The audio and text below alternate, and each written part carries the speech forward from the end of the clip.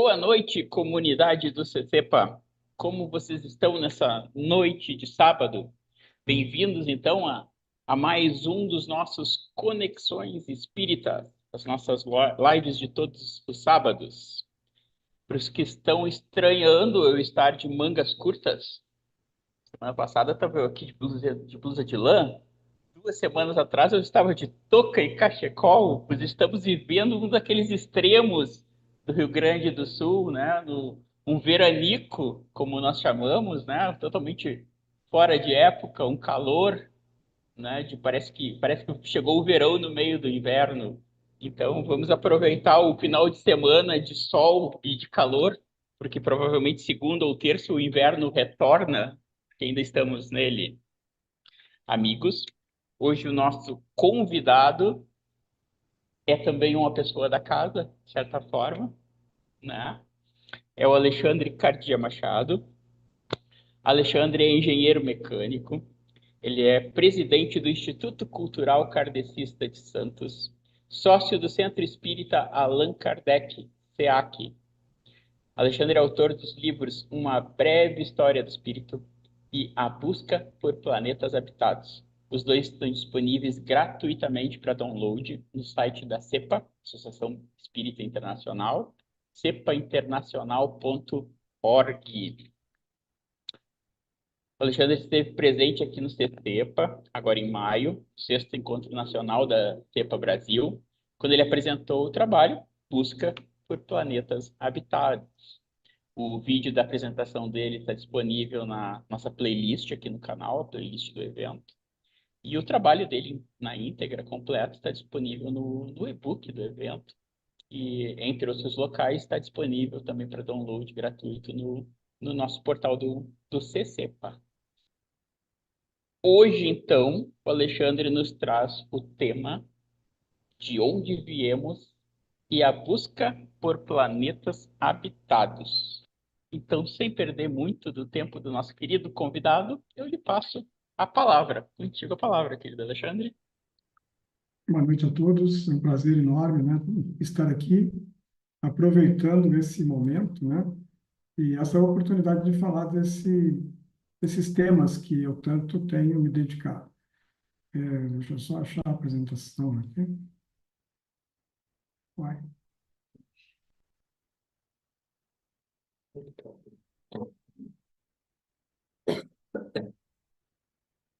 Ok. Vamos lá. Vocês estão vendo? Não sei, eu imagino que sim. Tu compartilhou a tela do Windows, não da apresentação. Acho que tu vai ter que fechar esse compartilhamento e abrir o compartilhamento e olhar na janela ali onde está aparecendo a apresentação Vamos PowerPoint. de novo. Uhum. Acho que fechei, né? Então agora vamos no share. Então, não está aparecendo. Sempre assim, quando... Vamos lá. Acho que foi, né? Sim, agora estamos vendo a apresentação. Tá, vamos lá.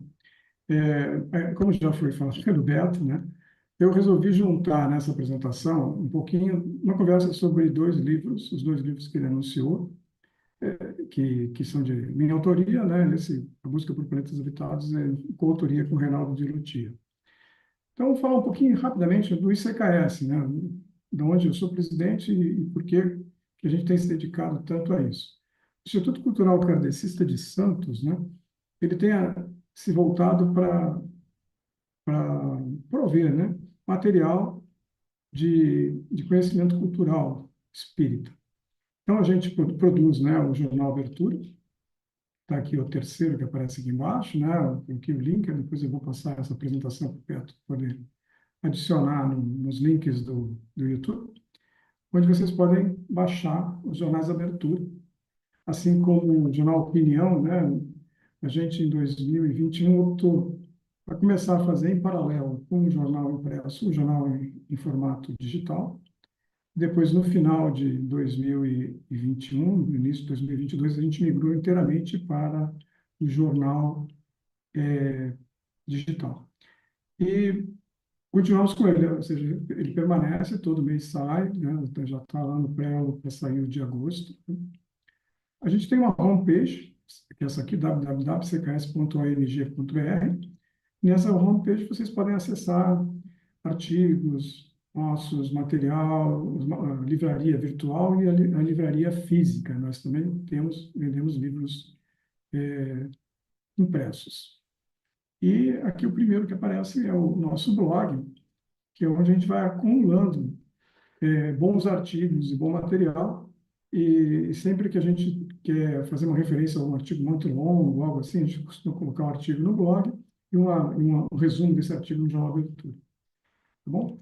Então, esse é o ICKS, nós estamos em Santos, realizamos, né, fomos coordenadores de 15 simpósios nacionais do pensamento espírita, Simpósio Brasileiro do Pensamento Espírita, que gerou mais de 200 trabalhos, e a gente vem fazendo, na medida do possível, aglutinando esses trabalhos e apresentando livros em e-book também, sobre o mesmo tema de vários autores que apresentaram nos simpósios. Então, esse é o trabalho que a gente basicamente tem se dedicado, e eu, especialmente, tenho me dedicado a esse tema que eu adoro, né? E, bom, eu não sei quantos que estão nos assistindo são gaúchos, né? Mas para os que são gaúchos, a minha inspiração por esse tema, ele nasce muito na minha infância, quando eu ia para São Francisco de Paula, que a gente chama de São Chico, na Serra Gaúcha. E naquela época, quando não tinha nuvem, aquilo lá era um paraíso. Você enxergava a Via Láctea, tudo que era universo. A minha avó, eu ia ficar com a minha avó, agora também apaixonada. E ali, naquele friozinho do verão, que o verão em São Chico, né, não é mole, a gente estendia uma esteira no chão e ficava olhando o céu e vendo a estrela cadente e os satélites artificiais que passavam. E isso me chamou muita atenção e, ao longo de toda a minha vida, acabei sempre me interessando por isso. Então, esse livro que a gente acaba de escrever, foi lançado em março desse ano, quer dizer, ele foi disponibilizado em março e lançado oficialmente no encontro, no sexto encontro da CEBA Brasil, aí em Porto Alegre, né? Nós dois sempre fomos apaixonados por esse tema, e a gente escreveu diversos trabalhos, né? E também livros, né, sobre o esplendor do cosmos e seus segredos. Então, é basicamente disso que ele gosta de falar. Vocês veem aqui os livros que são relacionados, né? Que é Uma Breve História do Espírito, que é o anterior, que foi lançado no quinto encontro da CIBA Brasil, portanto, 4 anos antes, e A Evolução dos Espíritos da Matéria e dos Mundos, do Reinaldo e do Gustavo Molfino. Então, aqui demonstra, né, claramente a vocação do Reinaldo, né, que junto comigo lançou, então, esse livro que a gente vai falar hoje. Então, assim, eu vou voltar nessa questão de onde nós viemos, né? Mas é uma curiosidade que sempre ocorre, se nós estamos sozinhos no universo, né? Nós sabemos que nós vivemos um planeta habitado e aqui existe, apesar de tudo que a gente vê ao nosso redor, vida inteligente. Nós temos a capacidade de criar ferramentas, capacidade de criar essa internet e nos interligar, coisas que, sei lá, 20, 40, 50 anos atrás pareciam impossíveis, como, né, a videoconferência, era tudo coisa muito imaginária, é só a imaginação, isso não pode acontecer, nunca vai dar, os Jetsons, o Jornada das Estrelas, em que você viu os caras abrindo um, um celularzinho, algo parecido, e vendo a pessoa no outro lugar, né? Isso parecia totalmente absurdo, e a gente vê que passados aí 50, 40 anos desses filmes de ficção científica, essas coisas estão acontecendo todo dia ao nosso redor. Então, esse livro, especialmente, né, A Busca por Planetas Habitados, ele vai tentar trazer para nós aquilo que nós realmente sabemos sobre a existência de extraterrestres, tá?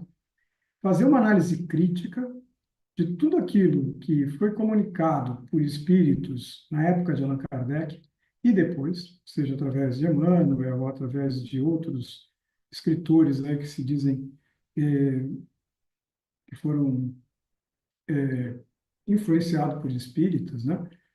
Falando de como é a vida no universo e os seres que vivem no universo, né? E a gente faz uma análise crítica com os fatos que a gente realmente pode checar, né? Por exemplo, o caso dos exilados de Capela. Então, existe uma parte do livro que vai tratar dessa questão, né? Se Capela, ele realmente pode ter vida, né? Já que se a vida se desenvolveu e eles eram mais inteligentes que nós há 200 mil anos, mais ou menos como eles falam, e eles migraram para cá, né? Será que existe possibilidade disso acontecer lá? A gente vai tratar disso no livro. É claro que deve haver vida fora da Terra.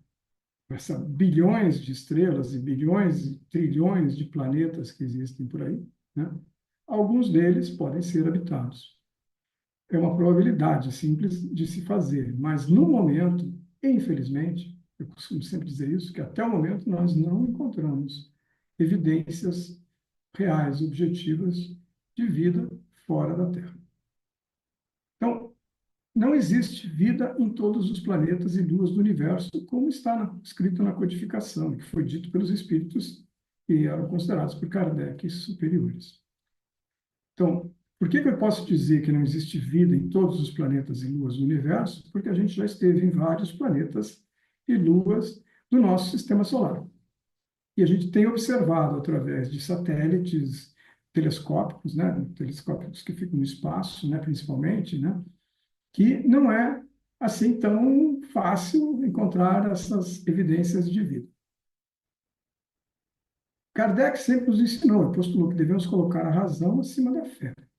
Ora, então a gente tem que parar um pouco e refletir, ok, eu acredito que deva existir vida, porque nós não seríamos os únicos beneficiários de todo esse universo, né? Mas não é em qualquer lugar. Que, portanto, a gente tem que tomar cuidado quando a gente imagina que vai desencarnar aqui, só porque a gente é bonzinho, e vai reencarnar em um outro planeta. Isso é meio complicado, porque outros planetas habitados com vida inteligente, se existirem, não estão nada perto da gente. Então, não adianta fechar os olhos. Nós não encontramos sinais de vida até o momento em nenhum lugar do sistema solar e estamos buscando ao nosso redor. Tá? Gilberto, eu não sei se alguém quiser perguntar alguma coisa, se alguém fizer alguma pergunta que você achar aí que é interessante, que você quiser interromper, fica à vontade, tá bom? Senão eu vou falando, acho que uma meia hora, aí eu abro aqui. Então, o que que esse livro, A Busca por Planetas Habitados, ele traz? Que conteúdos ele tem, né? Capítulo 1 é a tese espírita do modelo cosmológico kardecista. Capítulo 2 é o modelo cosmológico espírita possível, né? O capítulo 1 é o que o Kardec imaginava naquela época. O capítulo 2 é o que daquilo que ele imaginava é possível que seja verdade nos dias de hoje, passados aí 170 anos. A terceira é a abordagem científica, né? Um pouco de história, de como é que se desenvolveu essa ideia da pluralidade dos habitados. Depois a gente tem capítulos sobre cosmologia moderna, fundamentos de cosmologia do universo, estado atual das pesquisas, né, espaciais e etc., probabilidade de existência de vida, vida em condições extremas na Terra e bases científicas de como a vida pode ter se proliferado no universo se ela surgir, né? Depois, a Praia dos Mundos Habitados, e cada capítulo tem lá RDL, porque é Reinaldo de Lutia. Quando aparece uma CM lá, é porque é Alexandre Cardia Machado que escreveu. Como um livro de dois autores, né, vocês vão podendo ler e vendo as diferenças de interpretação, de escrever, né? Reinaldo escreve melhor do que eu. Eu busco mais fatos, objetivos, enfim, tem as características de cada um. E é isso. Essa aqui, as pesquisas feitas com esses telescópios espaciais, depois as pesquisas feitas por robôs nos planetas, ou nos lugares em que eles já desceram, né? E perspectivas reais e futuras. Isso aqui é a parte inicial, ou seja, esse livro, assim como o outro livro, Uma Breve História do Espírito, ele é escrito num sistema que eu chamaria assim mais um estilo de divulgação científica. Se você comprar, ler um livro aí sei lá, sobre cosmologia, por um autor famoso, ele vai escrever numa linguagem um pouco mais palatável do que aquele escreveria em um artigo científico, né? Então, é esse mais ou menos o estilo que a gente usa. E sempre que a gente faz menção a alguma coisa que é estranha para a maior parte das pessoas, essa palavra vem sublinhada, e no final do livro aqui aparece, por exemplo, capítulo 20, explicações adicionais, essa palavra vai estar lá com o que ela significa, como é que chegou àquela conclusão, coisa parecida, para aqueles que realmente querem saber mais, né? Então, essa é mais ou menos a ideia. Aí, a parte segunda do livro, ela é a relação dos pontos da doutrina, dos pontos da parte da kardeciana e de algumas outras obras auxiliares, né, que devem ser refletidas, que devem sofrer uma análise crítica, né? Então, a posição espírita sobre a vida, para dar uma revisão cuidadosa dos pontos que precisam de melhoria, né? A análise do livro de Camille Flammarion, Pluralidade dos Mundos Habitados, né? Aí depois uma proposta atual espírita livre pensadora, explicações adicionais e conclusão. Então, esse é mais ou menos o espectro desse livro, A Busca por Planetas Habitados, né? Em que ele tem como objetivo trazer a dúvida nas pessoas e o interesse pela pesquisa e pelo estudo do universo.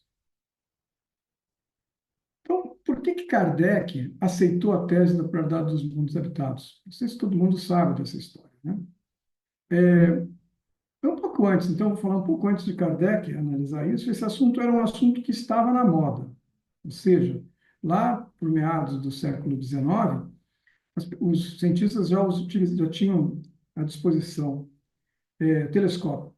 telescópios bastante possantes e já podiam observar detalhes, dependendo da claridade da noite, dependendo de uma série de fatores, eles conseguiam observar com alguma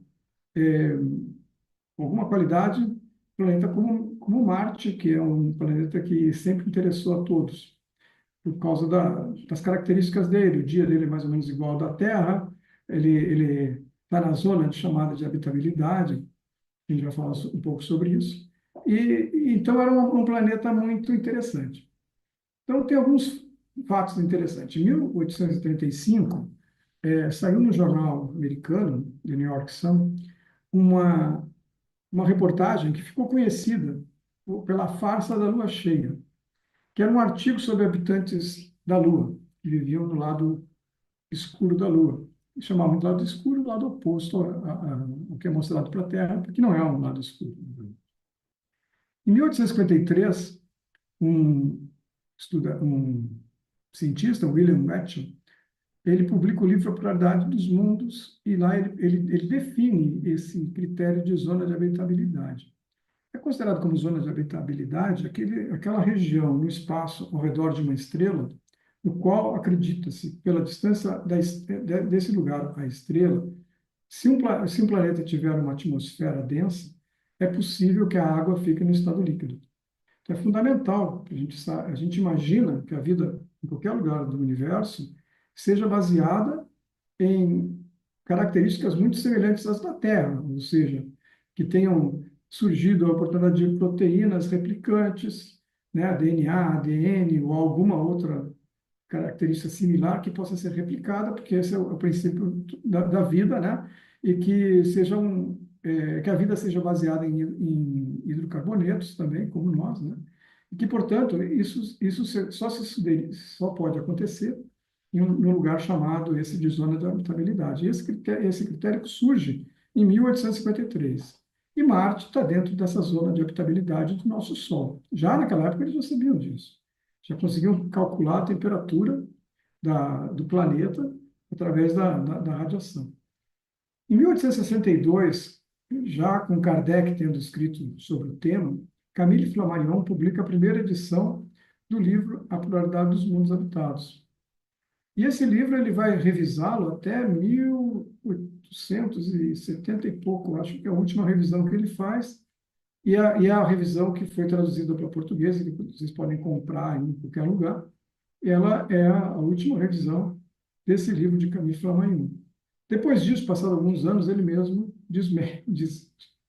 fala assim que, olha, um pouco daquilo que eu coloquei lá era meu sonho, então, era minha vontade, porque os avanços da ciência, ele era um astrônomo, né? Diretor do Instituto de Paris, né, de astronomia, então ele estava vendo que algumas das coisas que ele falava lá não parecem ter sentido. Bom, em 1870 a 1877 existe a polêmica sobre os canais de Marte, ou seja, através do telescópio se conseguiu observar na superfície de Marte a existência de canais, logo água, logo poderia ter vida. Então, vou mostrar aqui umas fotinhas sobre isso, né? Que a esquerda é a farsa da Lua, né? Então, o sujeito colocou no jornal esse tipo de desenho, né? Mostrando que na Lua tinha uns caras que andavam de asas, né? Tinha até um veadinho aqui também, uma floresta, etc. e tal. O interessante é que as pessoas acreditaram, aquilo fez um sucesso danado, porque, como é um lado que a gente não vê nunca, a gente vê cerca de 60% da superfície da Lua, né? Por causa de uma Terra muito maior que a Lua, a gente consegue ver uma dobrinha embaixo e uma dobrinha em cima, e consegue ver 60% da superfície da Lua. Mas os outros 40%, eles imaginavam que pudesse ter vida, que os caras se escondiam lá da gente. Bom, é lógico que esse negócio foi depois desmentido, e foi uma risada, riram muito disso. Esse mapa aqui, de Giovanni Schiaparelli, é também um astrônomo que observava com o seu telescópio essas marcas na superfície de Marte, né, que davam a impressão de serem oceanos e canais. Então, por isso a gente precisa entender um pouquinho por que hoje a gente manda satélites para o espaço. Porque aqui nesse mapinha aqui em cima eu mostro para vocês como é que é a nossa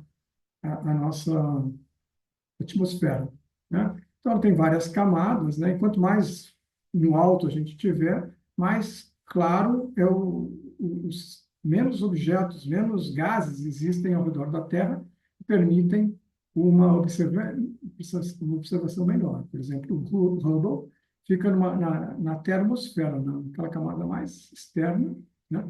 Onde ele consegue enxergar melhor o universo com menos interferência vamos dizer assim, da atmosfera terrestre, né? E aí tem os telescópios que foram lançados para os pontos de Lagrange, que são pontos entre a, a órbita da Terra e do Sol, onde ele consegue ficar parado naquele ponto no espaço, e que então não tem nenhuma interferência da atmosfera terrestre. Lá que está o James Webb, e que teve o Spitzer antes. Então, sempre alguém está colocando algum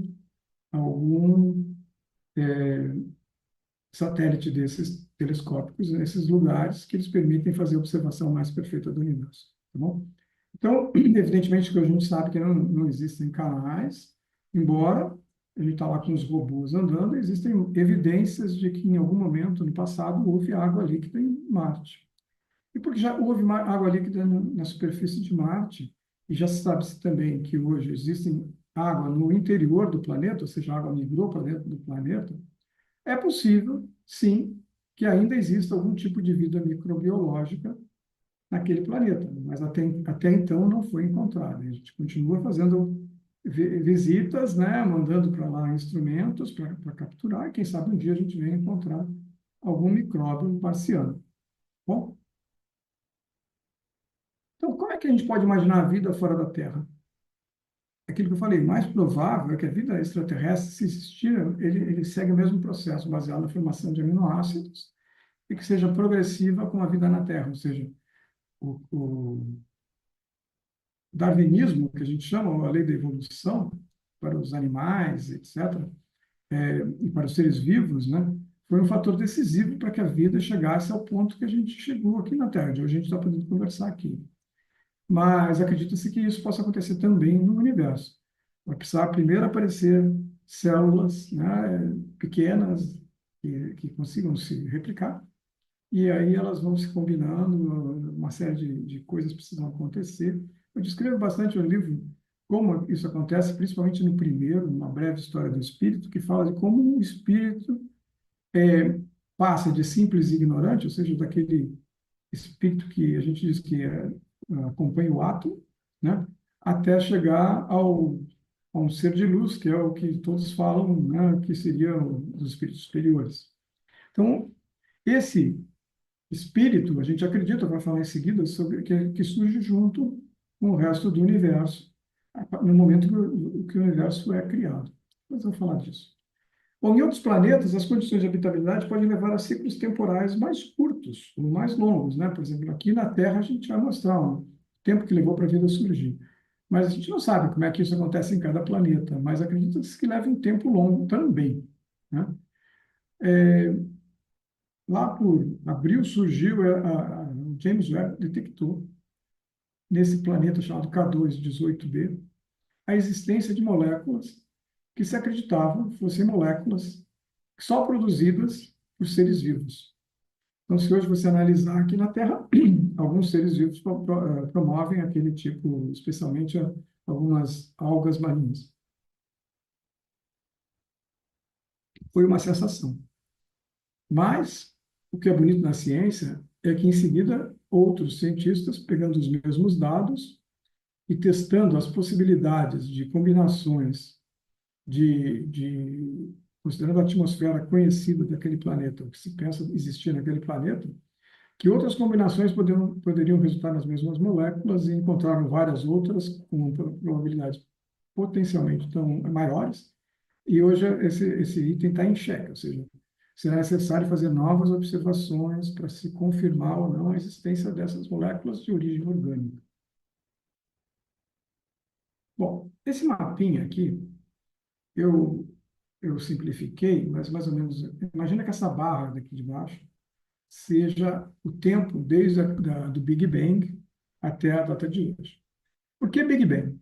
Porque para a ciência, apesar de existirem diversas outras teorias de formação do universo, que o universo sempre existiu, que ele explode, retorna, inflacionário, seja lá como for, em algum momento o universo inicia. E quando ele inicia, ele, ele começa com uma grande explosão, temperatura muito alta, e sem existência de matéria do jeito que a gente costuma falar, ou seja, nós só temos energia em alta densidade. Então, essa energia vai começar a se modificar. Eu vou passar para uma outra, depois volto aqui, tá? Imaginem aqui o Big Bang acontecendo, né? Essa aqui é o mapa da evolução desse universo expandindo, ou seja, quando a matéria começa a surgir, né? Ele vai expandindo em volume, digamos assim, no espaço, etc., até um determinado momento que vai surgir o Sol e a Terra, né? Ao redor do Sol, e aí o que a gente chama de espiral da vida. Tá? Então, deixa eu voltar lá só um pouquinho. Então, se nós tomarmos essa, esse cronograma aqui, né? Essa linha de tempo, há 13,8 bilhões de anos, tudo isso inicia. Então, a temperatura está muito alta. Depois de algum tempo, cerca de o que seria de 200 mil anos, essa temperatura baixa o suficiente para aparecer o primeiro partícula atômica, né, que é o elétron. E no livro Uma Breve História do Espírito, eu sigo uma coisa proposta por Jean Charron, que era um cientista francês, trabalhava com alta energia, e ele propõe que o espírito surja num buraco negro, micro buraco negro, ao redor do elétron. Isso faz todo sentido, porque o elétron está presente em todo o universo. E se nós criamos a matéria e o espírito ao mesmo tempo, mesmo para Deus levou 200 mil anos para que essa matéria conseguisse vencer, né, a questão do pósitron e o próton, do elétron e tudo mais, a energia, vencer e começar a surgir a matéria que a gente conhece. Então, nessa época, né, nesse comecinho do universo, que eu imagino que o espírito surja pela primeira vez, como eu chamei lá, de princípio espiritual arcaico. Ou seja, é aquele que está presente, interagindo com a matéria e fazendo o que está escrito no livro dos Espíritos, né? A matéria é o laço que une o espírito. Então, na minha maneira de ver, esse início do universo se dá por isso. Da vida no universo vai se dar a partir da existência desse princípio espiritual arcaico, que vai precisar de muito tempo para conseguir interagir com a matéria e participar dos processos naturais que vão acontecer, que é esse formato, formação de células, de apenas uma célula com um núcleo formado simplesmente, e depois esse indivíduo vai começar a interagir, vai se formar bactérias mais complexas, etc. Então, de 3,8 bilhões de anos até 4,5 bilhões de anos, nosso planeta foi esfriando, foi tendo terremotos, foi tendo a Lua era muito mais próxima da Terra, né? Mas ela foi se afastando. O efeito de maré da Lua foi moldando também o nossa crosta, os oceanos, todo esse movimento permitiu que, em um determinado momento, tem várias experiências, eu descrevo elas, principalmente no primeiro livro, né, Uma Breve História do Espírito, que permitem que a vida surja. E ela vai acontecer há 4,5 bilhões de anos. Leva mais 1 bilhão de anos para que a vida na Terra seja feita evolua, né?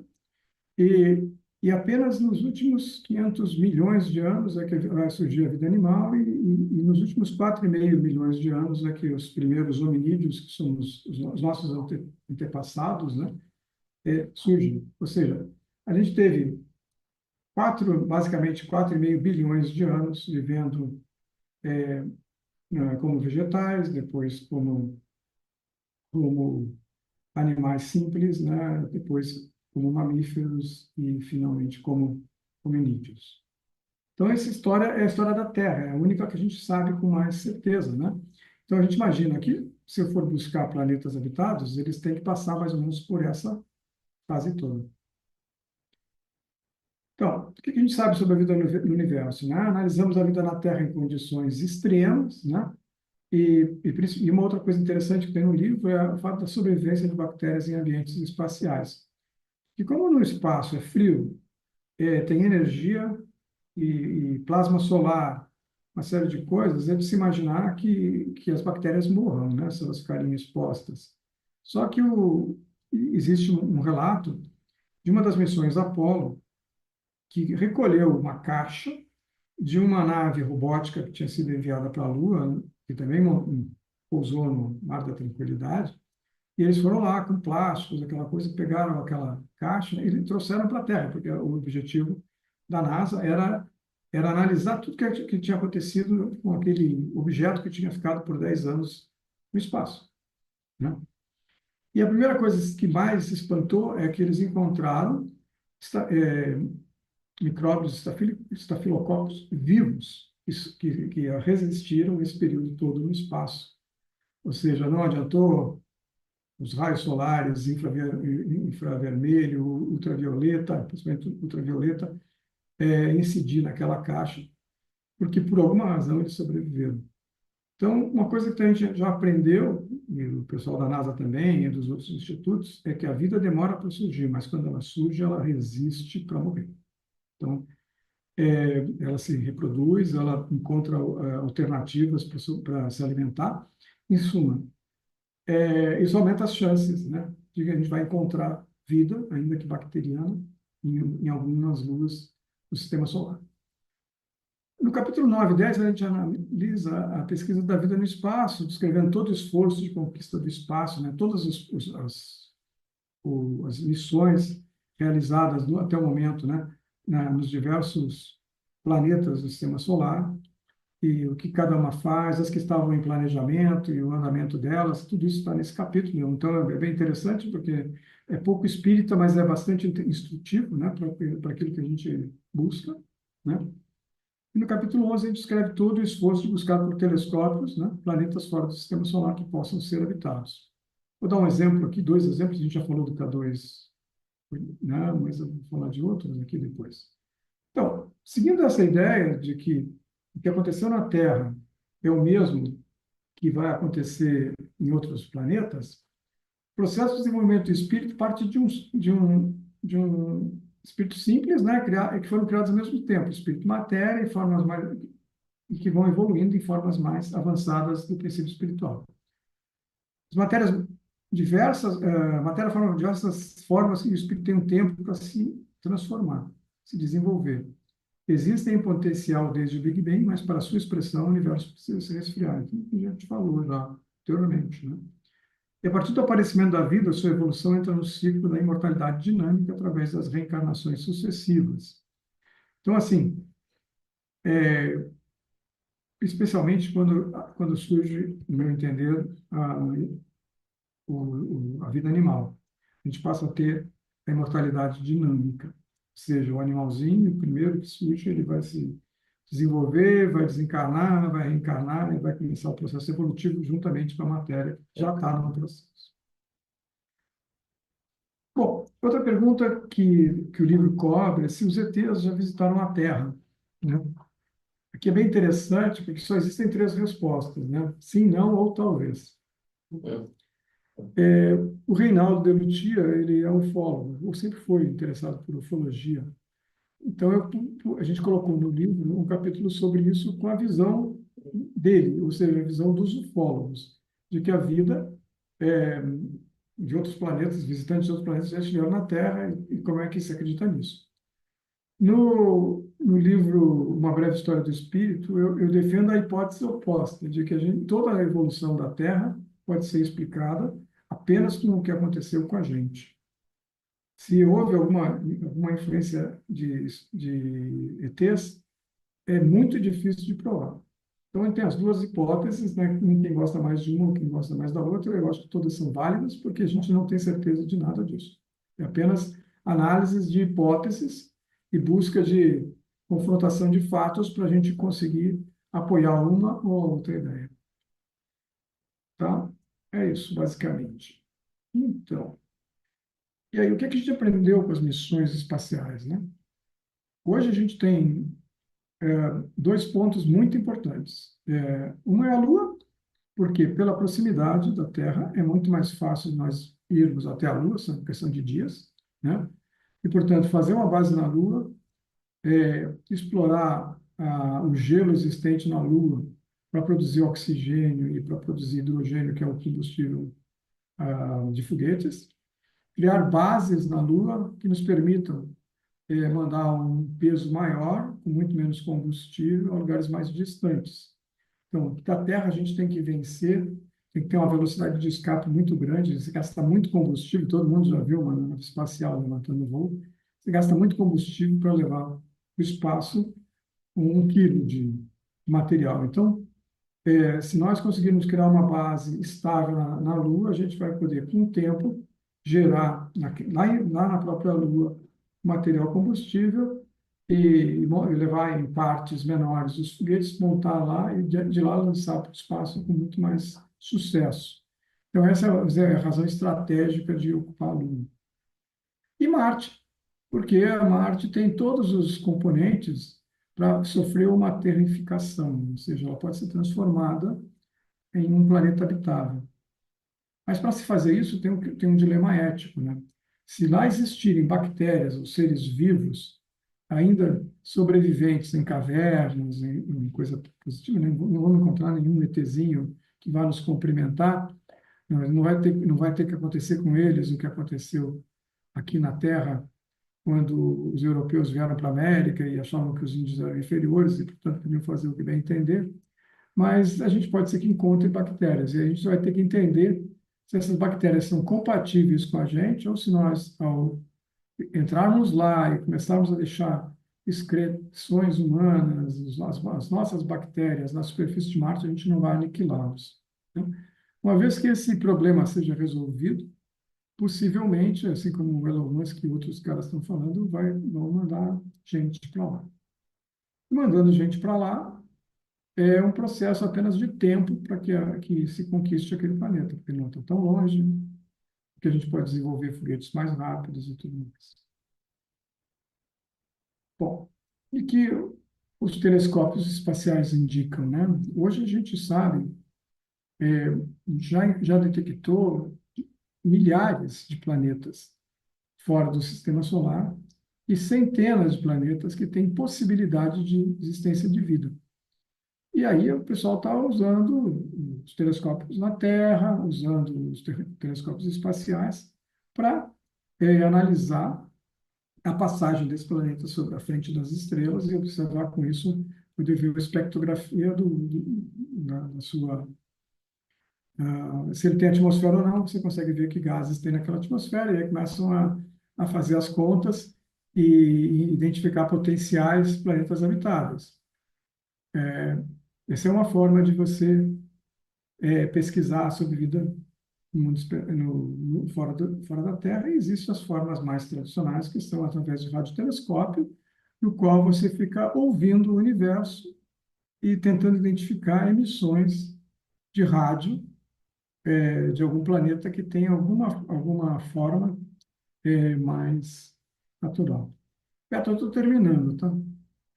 O que os telescópios espaciais indicam é que as chances da vida inteligente existir são pequenas. A gente tem que passar por o que o Watson diz aqui, que são os estágios, né? Primeiro, encontrar nesses planetas bactérias de uma única célula. Segundo, organismos celulares complexos. Terceiro, células especializadas que permitem formas complexas de vida. E quarto, vida inteligente com uma linguagem estabelecida. Né? E quinto, que não se colocou aí, que não se matem, né? Como a gente gosta de tentar fazer aqui, construindo bombas nucleares.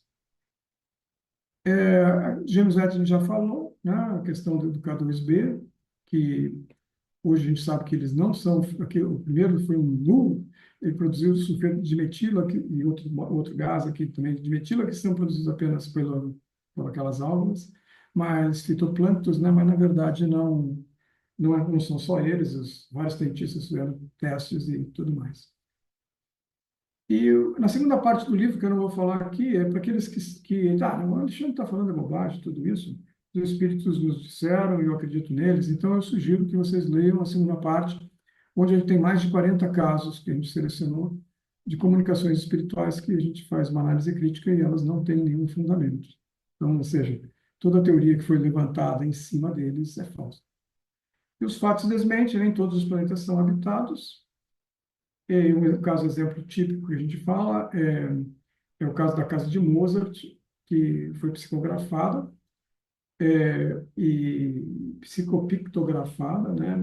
Um espírito que se dizia ser o Mozart, e quem psicopictografava talvez não fosse ele, né? Mas esse mesmo espírito mandou algumas partituras que pareciam muito com Mozart, com as músicas de Mozart, e aí ele desenhou a casa que ele tinha na superfície de Júpiter. Júpiter a gente sabe que não tem superfície, portanto isso aqui é uma falácia. É isso, pessoal. Se vocês quiserem mandar depois alguma pergunta para mim, esse é meu e-mail, né? alexandrecmachado@gmail.com. Entrem no IC Kardecista, vejam nossas páginas, e quem quiser me mandar o IC Kardecista 1, que é o nosso e-mail do CKS, o seu e-mail para receber o Jornal Abertura e os nossos produtos, fiquem à vontade de nos comunicar, tá bom? Obrigado. Desligo aqui?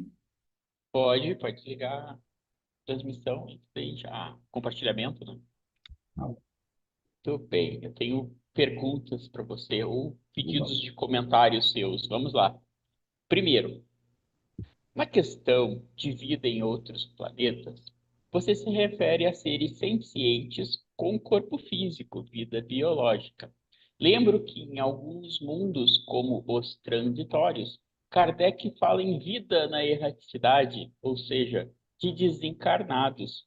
Qual sua opinião sobre essa concepção de, abre aspas, vida, fecha aspas? Então, Kardec ele é muito objetivo, né? Quando ele fala dados mundos habitados, ele se refere a que Deus não faria nada em vão e que em todos os planetas e luas do universo, inclusive estrelas, existiriam seres vivos, fisicamente com corpo. Claro que o corpo seria adequado a cada uma das situações. Eu diria que lá, sei lá, no Sol seriam corpos que conseguissem resistir à temperatura da superfície do Sol. O Sol não tem superfície, na verdade, mas enfim, de qualquer maneira, a ideia que os espíritos passaram para ele seria essa. Então, quando eu digo que não que nem todos os planetas são habitados, nem todos os planetas são habitados por indivíduos de corpo físico. Tá? Espírito pode, na erraticidade, estar em qualquer lugar.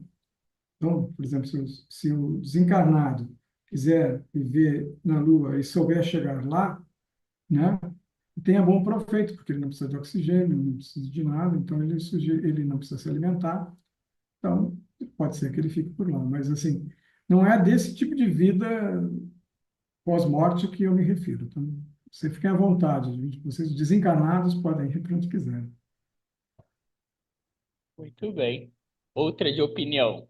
A comunicação mediúnica com seres de outros mundos ou outras dimensões segue firme, como na época de Kardec. Qual a sua opinião sobre isso? Bom, assim, eu acho que com mediunidade, se a gente for falar sobre o ponto de vista de pesquisa mediúnica, né? Eu estou conversando com o espírito que diz que ele vem de Andrômeda. Olha só, Andrômeda é muito longe, né?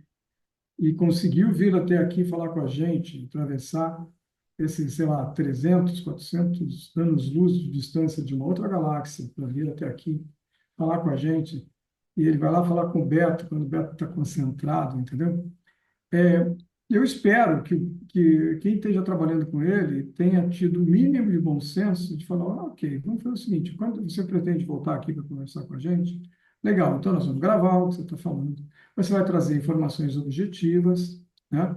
Você vai me trazer dados que eu possa checar para saber o que você está dizendo é verdade, porque o sujeito vem de Andrômeda para cá, fala português, e se comunica com a gente, parece filme americano, né? Quando a gente assiste filme de ficção científica, vem lá um astronauta, sei lá, qualquer de um outro planeta falando inglês. Isso é pouco provável, né? Então, o que eu acho, assim, precisa ter dados objetivos e checar. Quando eu trabalhava no grupo de pesquisas científicas Ernesto Bozano, a gente trabalhou com mediunidade, fazendo pesquisa com mediunidade, era a primeira coisa que a gente fazia. O cara vinha, dizia que era árabe. Ah, você, mas eu falo a linguagem universal com vocês aqui. Ah, tá bom. Mas você é árabe, né? Não, sou árabe. Então tá bom. Na próxima vez que ele veio, a gente combinou, você vem aqui na próxima semana, a gente apresentou um teste para ele. Um envelope com uma, uma frase em árabe e gravamos para ele. Por favor, diz para a gente o que é isso. Foi um ensaio de duplo cego, ninguém sabia o que estava escrito e nem abriu o envelope. O sujeito falou, ah, não consigo ler o que está dentro do envelope. E aí falou o que que era, amor universal, não sei o quê. Nós saímos dali, putz, que legal, o cara conseguiu. Inteligente, o cara fala toda a nossa língua, entende, se comunica, traz mensagens interessantes. E tá bom, vamos ver o que realmente está escrito naquela frase. E aí a gente abriu um outro envelope que tinha a tradução. E era assim, alguma coisa como pão doce se compra na padaria.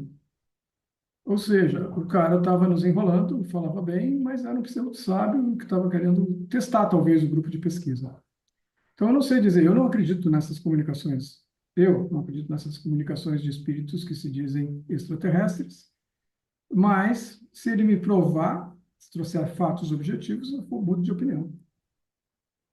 Na verdade, a gente cai na mesma questão das colônias espirituais, bem que as colônias espirituais ainda partem do princípio que estão desencarnados, né, como criação mental. Se refere ali àquelas comunicações da revista espírita de Júpiter, né, e Uhum. etc.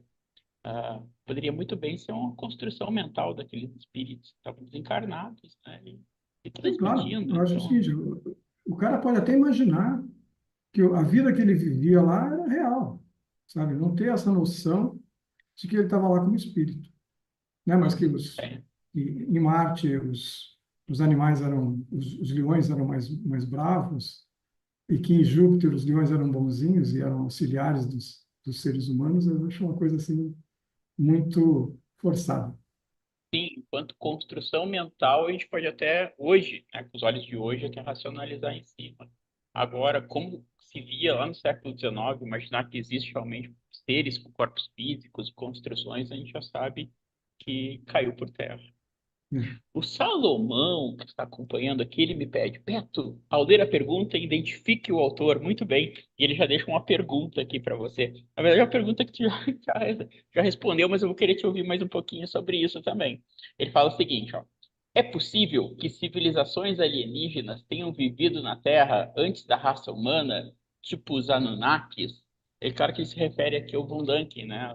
A teoria dos eram os deuses, astronautas, enfim. Contigo, Alexandre. Né? Eu li Anos Deus Astronautas, De Volta às Estrelas, de Erich von Däniken, não vou nem falar aqui quando que eu li isso, que eu vou estar me entregando demais aqui, entendeu? Mas era na época que eu estava na faculdade aí em Porto Alegre. Então, eu li, minha irmã também leu, né? Ela continua acreditando naquilo até hoje. E o que eu vejo daqueles exemplos, né, é que vários deles, assim como tem Triângulo das Bermudas, aquelas teorias todas, né, já foram encontrados. Ou seja, já se tem respostas para aqueles fatos. Mas realmente o nosso planeta pode ter, nós podemos ter tido civilizações que se desenvolveram, tem o tipo da lenda de Atlanta, né? De vez em quando tem aí um desequilíbrio qualquer, aí você, como aconteceu agora, aí, seca enorme na Amazônia, se encontrou indícios de aldeias é, pré-colombianas, né? No Amazonas, que ninguém tinha notícia. Então, que nós já tivemos andando por esse planeta bastante, né, há muito tempo, é verdade. Então, mas assim, eu não vejo na evolução do planeta nada que não possa ser explicado apenas pelo desenvolvimento da inteligência, das ferramentas úteis, né, que nós usamos no nosso desenvolvimento, da domesticação de animais, né, formação dos primeiros grupos de cidades, fortalezas, e aí, claro, entram todos os mitos digamos assim, né, essa linguagem mítica que faz com que, sei lá, os faraós no Egito façam um tipo de civilização, os assírios lá na Mesopotâmia façam outra, né? Os maias e os incas tenham características semelhantes, porque pirâmide é a forma mais estável que você tem de construir, né? E chegar e atingir altura e projetar poder. Isso não necessariamente é porque eles vieram do espaço, né? Mas, enfim, eu não sou fã mais dessa ideia, mas eu acho instigante algumas coisas. A gente precisa continuar estudando para entender o que aconteceu. Uma vez tem na Índia lá que encontraram um tipo de um obelisco feito de um aço inoxidável. E isso foi construído há 3 ou 4 mil anos atrás, quando ainda nem sequer havia sido dominado na Terra a era do ferro, né? A gente ainda estava na época do bronze, aquela coisa toda. Mas isso não quer dizer que uma tribo que tenha encontrado tipo, um meteorito de ferro que o fundiu e que misturou com alguma pedra que tivesse cromo e conseguiu construir uma estrutura é, e depois ela foi conquistada pelos seus vizinhos e degolado todo mundo e ninguém ficou sabendo como é que o cara fez, entendeu? Então essas coisas elas são estudadas e as possibilidades estão abertas, né? Não é porque era um aço Eu, inoxidável que necessariamente não é humano. eu vi que tu falou, colocou na tua linha do tempo ali os hominídeos, né? Em torno de 150 milhões de anos. Ah, eu não me lembro exatamente agora quando a gente for falar em Homo sapiens, quanto tempo da, da classe O Homo dos... sapiens ele surge nos últimos 200 mil anos, 150, 200 mil anos, e a gente conviveu com outras formas de homo inteligentes, né? Pelo menos o homem de Neandertal e o Denisovano, algo assim, que hoje a gente já tem bastante fósseis demonstrando que e os genes deles estão entre a gente, ou seja, nós miscigenamos com todos eles. É uma E o das ser, o teorias ser mais humano aceitas. hoje ele é um mix aí de pelo menos três tipos de pré-humanos. Uma das teorias que eu vejo que é mais aceita dessa expansão, né, do Homo sapiens desde a África e chegando à América do Norte, né, tem aquela separação do que hoje a gente chama Oriente Médio. Uns vão para a Europa, outros vão no caminho da Ásia, vão Uhum. atravessar ali em direção à América do Norte, há cerca de 12 mil anos atrás, e depois a ocupação da América do Sul coloca em torno de 9 mil anos atrás.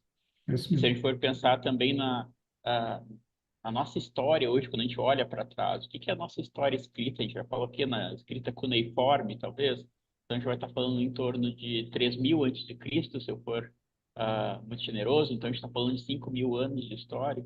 Então quando a gente pensa em, sei lá, falei 150, 200 mil anos, só 6 mil anos, o que que é, né? 5, 6 mil anos de história perto disso tudo. Então, assim como a teoria dos astronautas, né, Deus dos astronautas e outras civilizações alienígenas, também existe a possibilidade de outra civilização humana da própria Terra, que devido a algum cataclismo, alguma coisa tenha desaparecido e seus vestígios tenham se perdido, né? E às vezes a gente encontra alguma coisa perdida no meio do nada que a gente não sabe explicar de onde veio, mas a explicação pode estar aqui na Terra também. sem Então dúvida. as duas são válidas, né?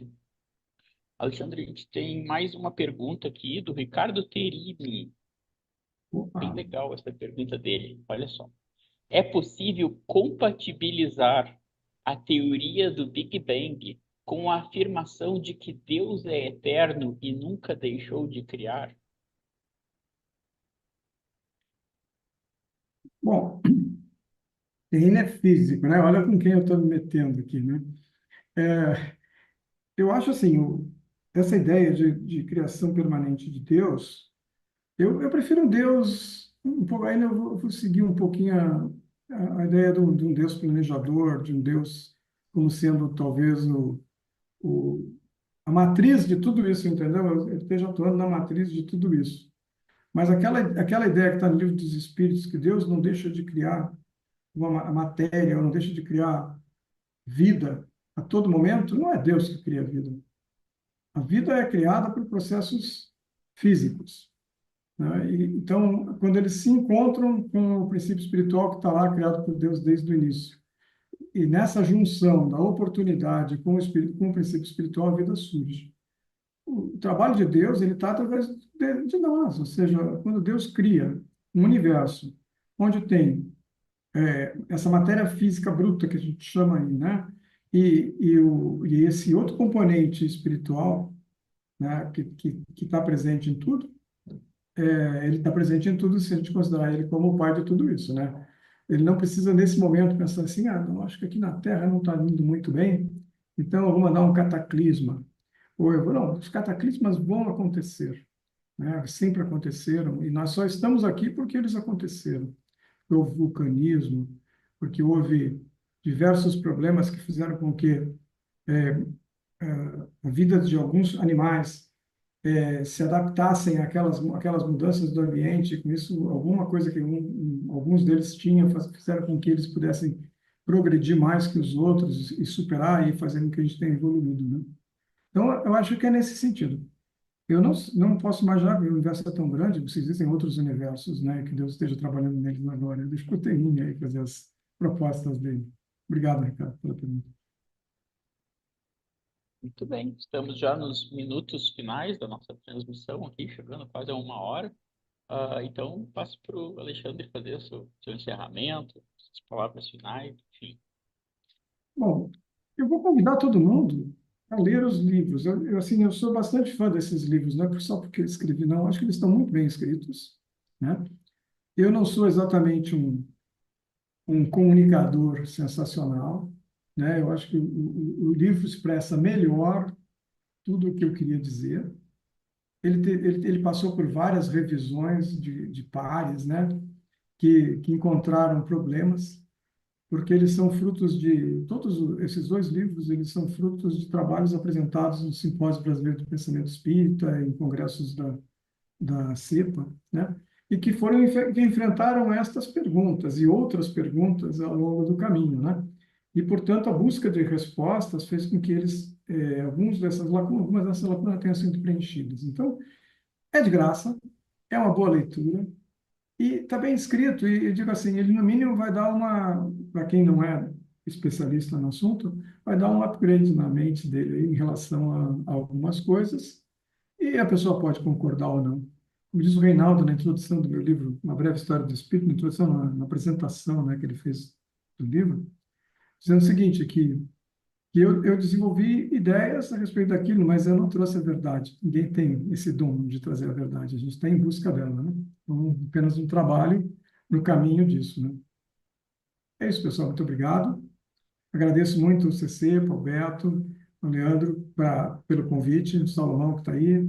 Não sei mais quem está presente, né? Tenho grandes amigos aí no Sul, né? E é isso. Vamos em frente, que independente de estar certo ou não, eu acho que eu estou mais certo do que o que está escrito lá na doutrina espírita inicial, lá na Kardeciana, sobre esse assunto, né, especificamente. Muito bom. Muito obrigado, Ricardo. O Alexandre, Ricardo, Salomão, enfim, pessoal. Mandou perguntas, eu anotei aqui Vera, Salomão, Deisimar, Ricardo, Suzana, pelo menos o pessoal que comentou aqui, né, que a gente Tá consegue bom. ver. Mas agradecer muito ao Alexandre por aceitar o nosso convite, né, de participar do Conexões Espíritas.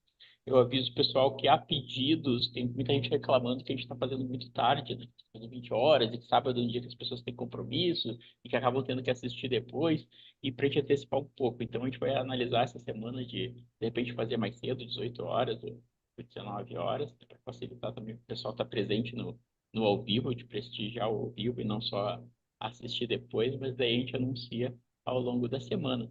Mas muito obrigado, então, Alexandre, por aceitar o convite e a todos vocês que participaram ao vivo com a gente dessa transmissão. E até a próxima semana. Muita gratidão. Obrigado e muita paz.